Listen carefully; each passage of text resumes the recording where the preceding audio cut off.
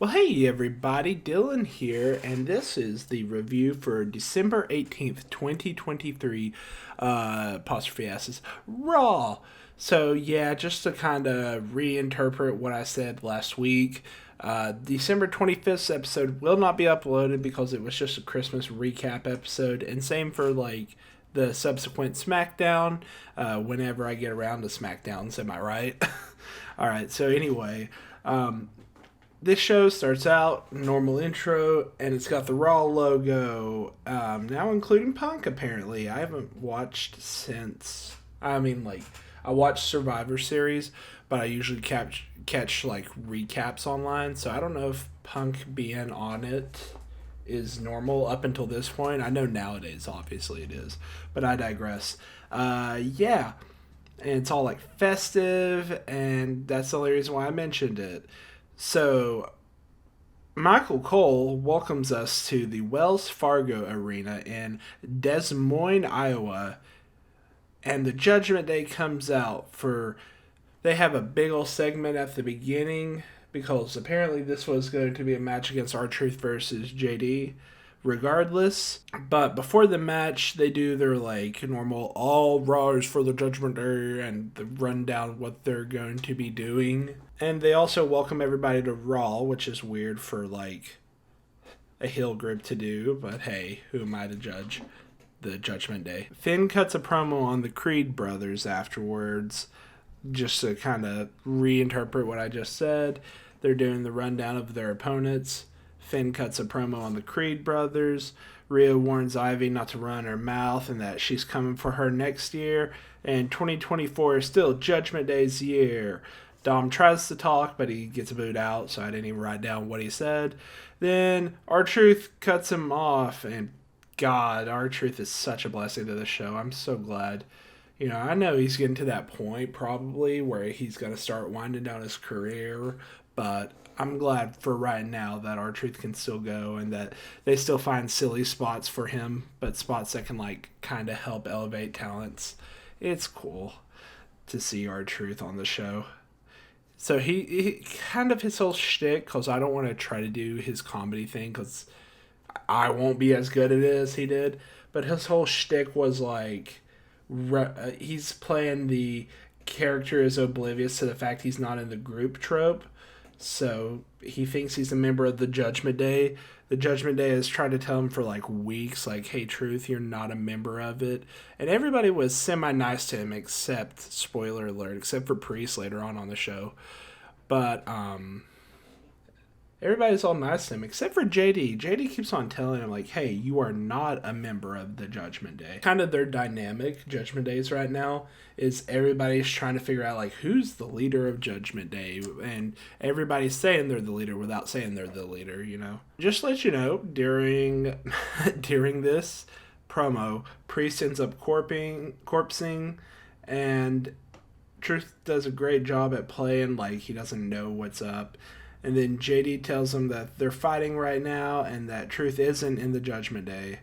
Truth then changes to the match to a loser leaves Judgment Day match because he's like, yeah, you're right. Whoever loses this isn't in the Judgment Day. JD has a problem with it. Priest is like, hey, I kind of like it. Rhea cuts him off for a second, being like, hey, Priest. And he's like, I'm just kidding, but like, it might be a good idea. And then that's how he kind of like backs off, The match basically plays out as Truth doesn't get hit with stuff at first, and he pretends like he's like all happy because Dom's on his side and whatnot. So then he goes to do his thing, goes outside, daps up Dom, turns his back. Dom shoves him into the post, and that's how JD gets the advantage. Somewhere in the match, Truth pulls out a table, and more shenanigans happens until the match ends with R-Truth up on the turnbuckle, and JD is trying to do a move to Truth off the turnbuckle, but Truth ends up shoving JD through the table, and he's on top of him to get the win. 4 stars. It's a great comedy match. Commentary then transitions to a pre-recorded promo with Kaden Carter and Katana Chance about it's like one of those hype packages showing the teams, and they said that there's a storm that's coming through for them, and they're going to win the tag team women's championships. I slaughtered that, but they're going to win it later on tonight. All right, 3 stars. After a plug for what seems like the WrestleMania week, like, for SmackDown, WrestleMania Raw, and subsequent stuffs, after that, we have a promo from Nia Jax. Nah, just kidding. Before she can say anything, Becky Lynch interrupts her, and Jax runs out of the ring. Becky then cuts a promo saying whatever Nia said, she can say it to her face, and Nia says, nah, she doesn't make the calls, but after saying a bunch of stuff that was just rambling nonsense, she then says that she's entering the Royal Rumble. Becky Lynch then goes into like the Rock mode out of nowhere and says, wow, nobody cares about you entering the Rumble, but people care about me.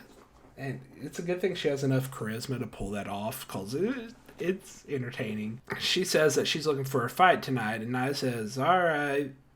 Oh, sorry. And Nia says that the only reason why they haven't fought is because management is afraid of what they'll do to her. Or she words it differently, but that's basically what she's getting at. Becky then says the only reason why she exists in the WWE is because of her cousins. Ooh. Then she cuts a promo on why she's the greatest, basically, and said all they have to do is fight right now for her to prove it. Nia then calls out a ref, and she goes to the apron, pretends to get in the ring, then she backtracks and tells Becky that she's going to do this on her terms and her time in her hometown on day 1.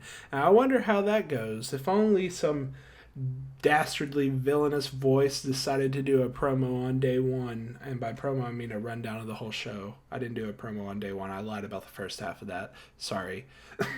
But I did do a review if you want to check it out. Anyway, shameless plug aside, she talks trash and turns around and continues talking trash, but Becky jumps her and has the advantage until security pries her off and separates them, and then Nia punches her with her one shot. I don't know what they're gonna call it, but it knocks her out. 4 stars. I love this. Like I've been saying, if this means Nia Jax gets to be big bad evil monster Nia Jax that she was in NXT, I'm more than down for this. Please and thank you. They then show Kofi Claus giving out Christmas joy earlier today. By that, I mean he was handing out presents. I don't know why I wrote down giving out Christmas joy. That's a rib on me. Then he goes backstage to ask DIY what they want for Christmas. DIY says tag team titles, but they get a Jey Uso shirt instead because of a shameless plug that it's available on WWEshop.com.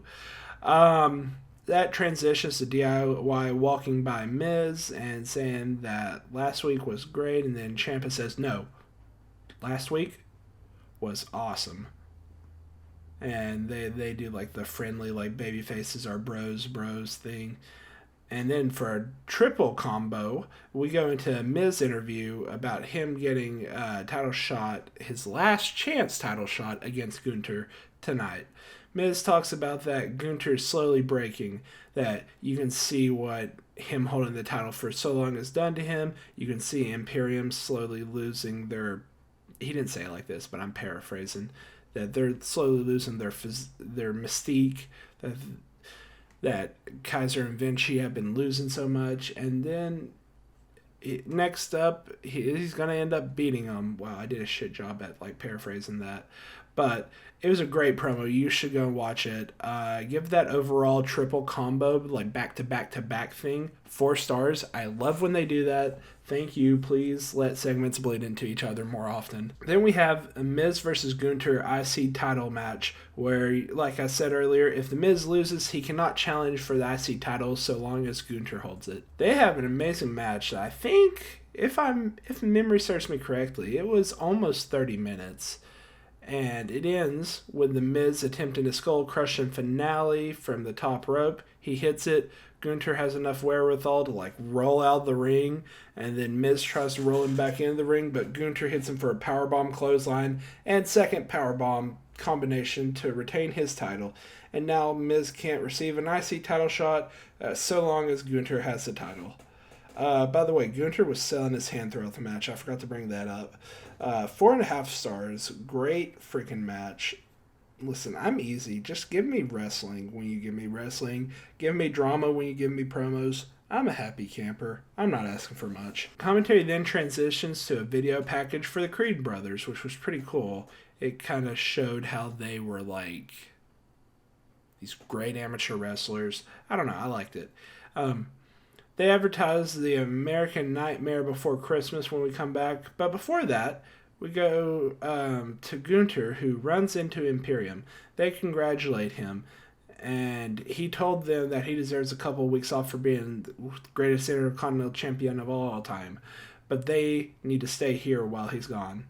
That's a great way to write him off while he has his child and has a little bit of time home with his child. Congratulations to him for that. Then after that, Kofi comes into frame as Santa Kofi and it does a whole bit and gives Imperium coal. For you know what, 3.5 stars. I can't give everything 4 stars, but it's not bad. Then we get the American Nightmare Before Christmas by Shinsuke Nakamura. And I'm not going to quote it verbatim, but it's basically was a creative recap of what's happened in their feud up until this point. And he says that this will be Cody's last fight. Then he says something in Japanese. I'm not sure what, obviously, because I don't speak Japanese. But Cody jumps him in the process, and they brawl to the ring, where Cody fights off security and then jumps on security and then dives on security and then fucks security. They're going to get beaten up tonight. He attempts a crossroad on Shinsuke on the announce table, but security ends up separating them. And they have a stare down with Cody standing on the table until it fades into Adam talking to Tozawa. So we're going to put a pause in that and say freaking 4 stars for that. Keep on making Shinsuke look killer. The only way he got through that was by security helping him, which is kind of like a slimy way of like getting out of a fight. So it works. Alright, so Pierce is talking about a match that apparently Tozawa really wanted for tonight. We'll see that later on, by the way.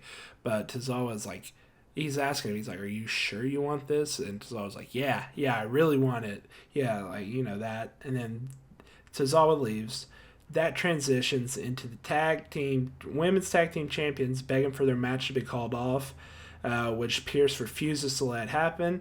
And then they leave. Then that transitions to Bronson Reed coming in and saying that they need to talk about Gunther's next challenger. Oh my God, I've never wanted to see a match in my life about somebody I know little about. Please. That seems like a big boy match, and I am down as a fellow big boy for that. After commercial, we get Kaden and Katana versus the women's tag team champions for the titles. And guess what? The titles end up changing hands. So I wasn't expecting this right away. I guess they're on a fast track program, but hey, it's working. I mean, they seem to be getting over. Probably not to the extent that like everybody presumed they would, but hey, I mean, it's working. I'm not complaining. And they look like actually athletic people in the ring, so hats off to them. Congratulations to new women's champions, 4 stars. After that, it transitions into Ivy doing 100 is it pull-ups? No, it's like you're using your arms to push up your body weight without your legs hitting the ground. I don't know what it's called. I'm not a workout guy. And she's talking to the new, I will always call them that, Alpha Academy. Maxine says that she appreciates Ivy having her back after what Rhea did, and she says that she is ready to become the champion. Ivy does. She wishes the fellas luck in their tag team match. That doesn't end up happening. I don't know if they were teasing something that just got cut or what.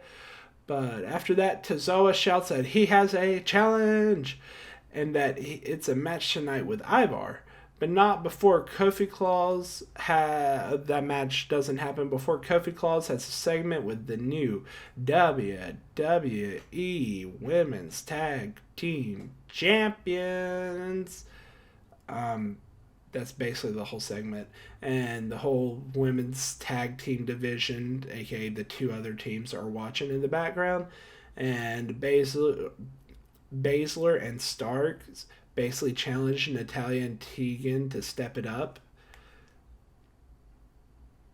That was pretty cool. I mean, it's not that long of a segment, so I don't feel justified ranking it. Then they have the match, and it's basically what you expect. A good squash match to build up Ivar. 3 stars. Yeah, it was just a wrestling match. Commentary then flashes back to what happened between Seth and Punk last week, which, by the way, won't give the rundown of the previous week's show. Alright, then Seth comes out next, and he does his normal, intro shtick. And then after that, he says that 2024 is going to be crazy in comparison to what 2023 was, and it all starts against Drew on day 1. He started to cut a promo on Drew, but Drew cuts him off, and they plug Raw Day 1, which, by the way, at this point, I'm going to be cheap, and I'm going to plug my interview one more time. Why did I say interview? My commentary on Raw Day 1-ish one more time, Oos. I uploaded that video last Thursday, so if you want to check it out, this one's not over with, so when you finish this one, if you want to check it out, it'll probably be on the outro card, or it'll be up in the little eye if that's still a thing. Alright, thank you for checking that out if you do. Anyway, Drew makes it to the ring, and Rollins reminds Drew of the headbutt from last week and warns him to tread lightly. Drew says he's not here to fight, and he's proud of Seth telling Punk what needs to be said, but they kind of talk about Punk behind his back type of deal. He hypes up how great of a life that Seth has had to have, and that Seth's got to live it outside of the ring, but Drew doesn't get to see his family as often as Seth does, because they're in Des Moines, Iowa, by the way. And the only time he gets to see them, he thinks about them aging and gets to see the result of reality, unfortunately. Drew's promo felt so real that I couldn't help but get invested into what he's saying, so I appreciate Drew. He then tells Seth that he needs that title to validate all the sacrifices he's had to make. Seth then says he doesn't know how to take Drew, that recently he's been a hypocrite, but he respects him for working to get a title shot back against Seth instead of just talking to Pierce or something like that. I don't know. But what makes him think the outcome will be different? He then tells Drew the only thing stopping him from being the champion is himself, and that he pities Drew, honestly. He then goes to leave the ring, but Drew pulls him back in to attack him, but Seth was expecting it. They have a real back and forth brawl. I meant to say good there, sorry. They have a really good back and forth brawl. Drew then tells him, he grabs his face, says he doesn't need his pity, and Alabama slams him ribs first or elbows first into the stairs. And then we leave this we leave that segment on that note. 4.5 stars. The Chase brothers are backstage when Cody walks by and wishes them good luck. I'm going to adjust my mic mid-statement, sorry. As they mark out after he leaves, they're like, oh my god, this is an American Nightmare. 3.5 stars. They're good at comedy. And then Kofi Claus comes out, attempts to give out gifts, but Imperium Sans Gunter, their official team name, comes out to beat him down until Jay saves him, and you know what a rundown save means. That's right, Oos. We get in a tag team match. Yeet. Oh, wow, I wrote that down. I didn't realize I even wrote that down. I just ad-libbed that. They have a solid back-and-forth match that ends up with Kofi and Jay winning. 4 stars. As they're doing the hand thing with Jay, they then plug the tag team title matches on commentaries, and that happens, you guessed it, next. Only just kidding. We have a backstage segment with the Judgment Day where everybody's giving JD shit about losing to Truth, and then Rhea says when he loses, it reflects badly upon the whole group. JD and Priest butt heads because Priest is like, oh yeah, you're out of the Judgment Day. Why are you even here? No, really, why are you here? And then it gets kind of confrontational for a second. And Priest acts like he's the leader of the group for a second. And then Rhea kind of brings him back to reality. And Rhea says that Ivy gets her match at day 1. I wonder how that one goes. Third and final time, plugging day 1 review on this channel. Sorry. Anyway, as they're leaving, Rhea pushes JD down. 3.5 stars. That was so good. Dom ends up staying behind, just watching over JD, I guess. I love the Judgment Day. God, I can't wait for this story to progress. I like these slow builds, don't get me wrong. Especially for Judgment Day, I like the slow build, despite I'm ready to see the next story page, so to speak.